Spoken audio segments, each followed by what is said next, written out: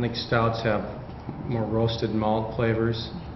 Coffee naturally is roasted, so that's pretty common. They both have just dark, rich flavors. It's just the mouthfeel and kind of the head on the coffee. Like the darker the roast, they have. It gets oily the darker it gets, which actually the oils then provides a really nice head feel to it. But then the head disappears really fast off of it for some reason, and but it's mostly just for the head feel, the mouth feel, and complexity of the coffee. You don't want to get too much of the coffee flavor, otherwise you're going to overpower the beer. But and then we have some Nicaraguan in there, which offsets the dark roast and provides more of that subtle nature to the coffee. We did some blind taste tests. We bought some other coffee beers, and he and I and a few other people tried them blind, and we picked all the Potosi beers as our top choices every time. I think obviously the fresh coffee that they're using in the beer helps, and obviously the beer being freshly, locally made makes a difference. But yeah, they were all phenomenal.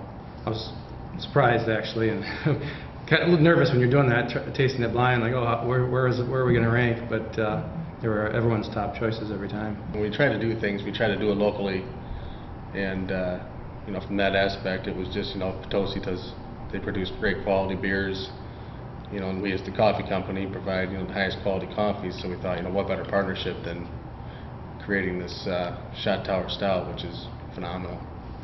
There's a lot of different tastes in coffee, and some people prefer it bitter, some people prefer it burnt, some people prefer it bland.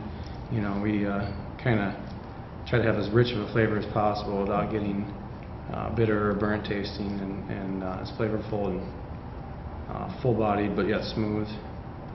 And I think Shot Tower Espresso is actually one of my favorites. It's a nice dark roast, but it's not overly dark, and very rich flavor.